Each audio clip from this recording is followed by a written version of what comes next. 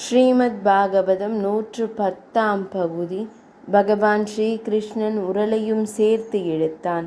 அது வரவில்லை. மேலும் பலம் கொண்ட மட்டும் சேர்த்து இழுத்தான். அவ்வளவுதான். மரங்கள் இரண்டுமே வேரோடு சாய்ந்து மண்ணில் விழுந்தன. அதிலிருந்து நளகோபுரனும் மணிகிரீவனும் வெளிப்பட்டனர். சாப விமோச்சனம் தந்த பகவானுக்கு நன்றி கூறி வணங்கிவிட்டு மறைந்தனர். தோட்டத்தில் மரங்கள் முறிந்து விழுந்த சப்தம் கேட்டு நந்தகோபரும் அன்னை யசோதையும் மற்றவர்களும் ஓடி வந்தார்கள். பல வருடங்களாக திடமாக இருந்த மரங்கள் எப்படி விழுந்தன என்று திகைத்தார்கள். அங்கிருந்த சிறுவர்கள் கிருஷ்ணன் உரலை இழுத்ததனால்தான் மரங்கள் விழுந்தன, மரங்களில் இருந்து தேவ புருஷர்கள் வெளிவந்து மறைந்து போனார்கள் என்று கூறியதை யாருமே நம்பவில்லை.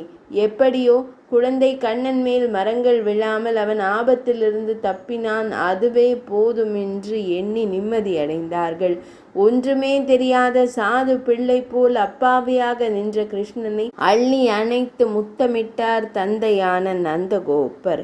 ஆனாலும் அவர் மனதிற்குள் கவலை கூடிக்கொண்டே வந்தது.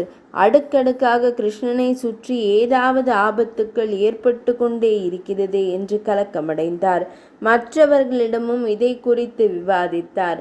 அப்போது யாதவ கூட்டத்தில் மூத்தவரான உபநந்தன் என்பவர் கூறினார், நந்தகோபா, இனியும் இந்த கோகுலத்தில் வசிப்பது சரியென்று தோன்றவில்லை. இங்கு பாதுகாப்பில்லாமல் போய்விட்டது. குழந்தைகளை சுற்றி ஏதேனும் ஒரு விபரீதங்கள் நடந்து கொண்டே இருக்கின்றன. எனவே நாம் அனைவரும் கோகுலத்தை விட்டு வேறிடத்திற்கு குடிபெயர்ந்து விடுவோம் என்றார். நீங்கள் சொல்வது சரிதான், ஆனால் வேறு எங்கே செல்வது, அதுதான் தெரியவில்லை.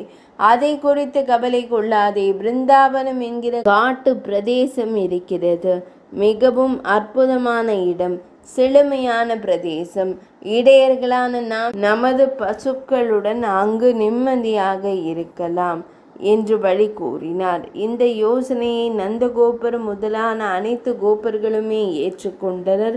தங்கள் உடைமைகளை வண்டிகளில் ஏற்றி கொண்டு பசுக்களை ஓட்டிக்கொண்டு மனைவி பிள்ளைகளுடன் புறப்பட்டனர்.